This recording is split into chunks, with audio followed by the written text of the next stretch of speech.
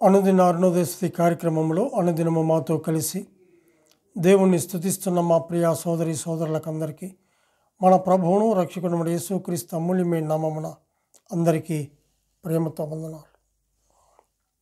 ఉదయకాల మన ధ్యానాంశము మనుషుల పోలికగా పుట్టి.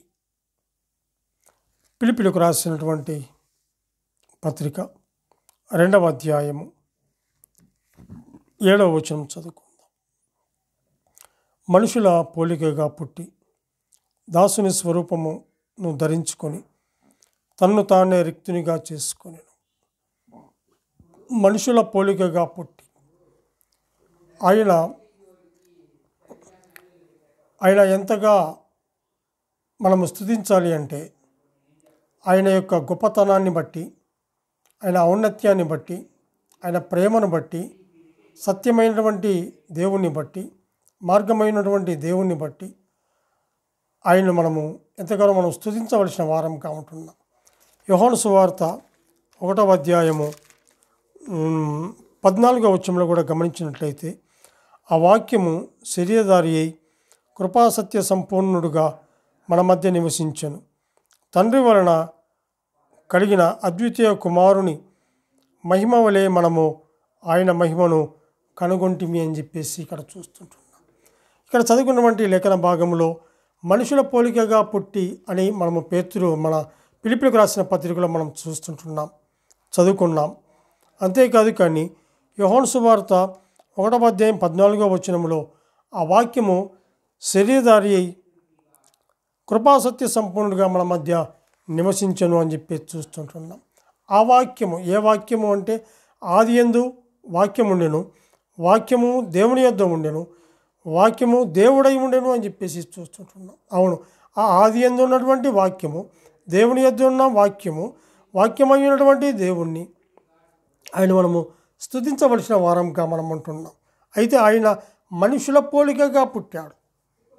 మన పోలికలో అంటే మానవుని యొక్క పోలిక ఆ యొక్క స్వరూపమును ధరించుకొని ఆయన పరలోకము నుండి భూలోకానికి మానవునిగా వచ్చాడు. మనిషి ఆకారాన్ని కలిగి వచ్చాడు.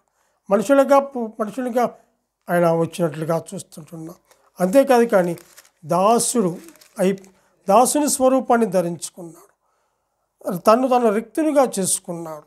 ఇక్కడ గమనిస్తే మనుషుల పోలికగా పుట్టినటువంటి ఆయన ఆ వాక్యము శరీరధారి అయి అనగా వాక్కు అనగా వాక్యము అని చెప్పేసి చూస్తుంటున్నాం. దేవుడు మనిషి అయ్యాడు. రక్తమాంసాలు నిజమైన మానవ స్వభావము కలిగిన వాడయ్యాడు. ఆయన పేరు యేసు అని చెప్పేసి మనం చూస్తుంటున్నాం. క్రీస్తులో 2 స్వభావాలు ఉన్నాయి. ఒకే వ్యక్తిలో దేవుని స్వభావము, మానవ స్వభావము పరిపూర్ణమైన విధంగా ఏకమైనట్లుగా మనం చూస్తాం. రోమీయులకు రాసిన పత్రిక 8వ అధ్యాయము 3వ వచనంలో మనం గమనించినట్లయితే, శరీరము అనుసరింపక ఆత్మను అనుసరించియే నడుచుకొను మన యందు ధర్మశాస్త్ర సంబంధమైన నీతి విధి నెరవేర్చబడవలనని పాప పరిహారము నిమిత్తము దేవుడు తన సొంత కుమారుణ్ణి పాప శరీరాకారముతో పంపి ఆయన శరీరమందు పాపమునకు శిక్ష విధించెను అని చెప్పి చూస్తుంటున్నాం. దేవుడు తన సొంత కుమారుణ్ణి పాప శరీరాకారముతో పంపాడు. ఆయన శరీరమందు పాపమునకు శిక్ష విధించినట్లుగా రోమీయులకు రాసిన పత్రికలో మనం చూస్తుంటున్నాం. అది మాత్రమే కాదు కానీ హెబ్రీయులకు రాసిన పత్రిక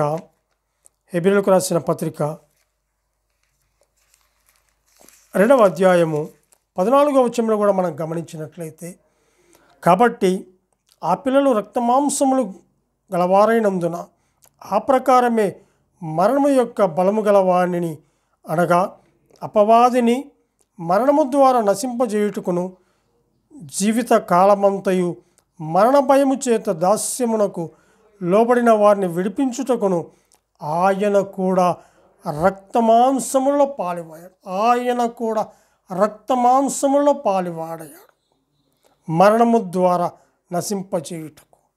అక్కడ గమనించినట్లయితే రక్తమాంసములు గలవారైనంత ఆ ప్రకారమే మరణం యొక్క బలము గలవానిని అనగా అపవాదిని మరణము ద్వారా నశింపచేయుటకు జీవిత కాలమంతయు మరణ భయము చేత దాస్యములకు లోబడిన వారిని విడిపించటానికి ఆయన రక్తమాంసములలో పాలివాడైనట్లుగా మనం చూస్తుంటున్నాం.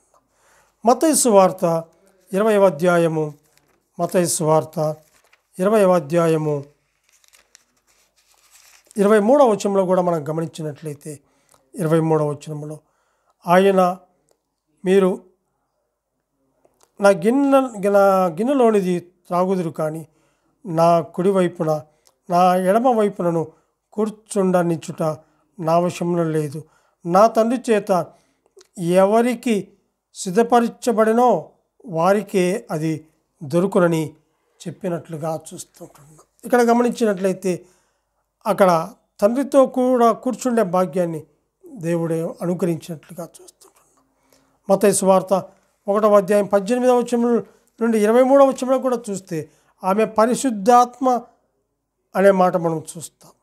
ఆమె పరిశుద్ధాత్మ అనే మాట మనం అక్కడ గమనిస్తాం. పవిత్రాత్మ అనగా పరిశుద్ధాత్మ ఆ యేసు దేవుని కుమారుడు. ఆయనకు యేసేబు చట్టపరంగా తండ్రి అయితే ఆయన నిజమైన తండ్రి. దేవుడు అంటే ఆయన మానవత్వము దేవుని ఆత్మ శక్తి వల్ల మరియు రూపొందించబడినట్లుగా మనం అక్కడ 20వ వచనంలో మనం చూస్తుంటున్నాం. ఆయన మహాత్యం ఎంతో గొప్పదో అందును బట్టి మనం స్తుతించవలసిన వారముగా ఉంటున్నాం. క్రీస్తు సత్యము అనగా అక్కడ చూస్తే క్రీస్తు అవతారం అంటే సత్యాన్ని వెల్లడి చేయుటకు యోహాను ఒక్కడే సత్యము అనే మాట దాదాపు 25 సార్లు ఆ భాగంలో అక్కడ యోహాను సువార్తలో రాసినట్లుగా మనం చూస్తాం. సత్యమును గురించి సాక్ష్యము ఇచ్చుటకు నేను పుట్టి తిని అని చెప్పి చూస్తాం. ఇది సత్యం. అవును, మనుష్య పోలికగా పుట్టి దాసుని స్వరూపము ధరించుకొని ఆయన రిక్తుడైపోయిన వాడుగా చూస్తుంటున్నాం. అందుకే మనం అక్కడ గమనించాం కదా, యోహాను సువార్త 1వ అధ్యాయము 1వ వచనంలో ఆదియందు వాక్యము ఉండెను, వాక్యము దేవుని యొద్ద ఉండెను, వాక్యము దేవుడై ఉండెను అని అక్కడ వ్రాస్తూ 14వ వచనంలో ఆ వాక్యము శరీరధారి అయి కృపాసత్య సంపూర్ణుడుగా మన మధ్య నివసించను అని చెప్పి చూస్తున్నాం. అటువంటి దేవాది దేవుణ్ణి మనము ఈ ఉదయకాల వేళ నోరారా మనసారా ఆయన్ను స్తుతించవలసిన వారంగా ఉంటున్నాం. దేవుడు తన వాక్యాన్ని దీవించునుగాక. ప్రార్థన చేసుకుందాం. సర్వకృపానిధి మా దేవ, సకలమును సృష్టి మా ప్రియ పరలోకపు తండ్రి, మీ ఘనమైన శ్రేష్టమైన ఉన్నతమైన నామమునకు స్తుతులు స్తోత్రములు చెల్లించుకుంటున్నాం. దేవా, వాక్యమై ఉన్న తండ్రివి అయినా నీ ఘనమైన ఉన్నతమైన నామమును స్తుతించే భాగ్యాన్ని మీరు మాకు అనుగ్రహించినందుకు స్తోత్రములు చెల్లించుకుంటూ ఈ ఉదయకాల వేళలో తండ్రి ప్రభ మీ యొక్క ఆయన అమూల్యమైన లేఖనాలు చదివి గ్రహించే శక్తిని మాకు దయచేసినందుకే స్తోత్రములు చెల్లించుకుంటూ మా రక్షకుడైన యేసుక్రీస్తు అమూల్యమైన నామమున స్తుతులు స్తోత్రములు చెల్లించి ప్రార్థన చేయుచున్నాము తండ్రి. ఆమెన్.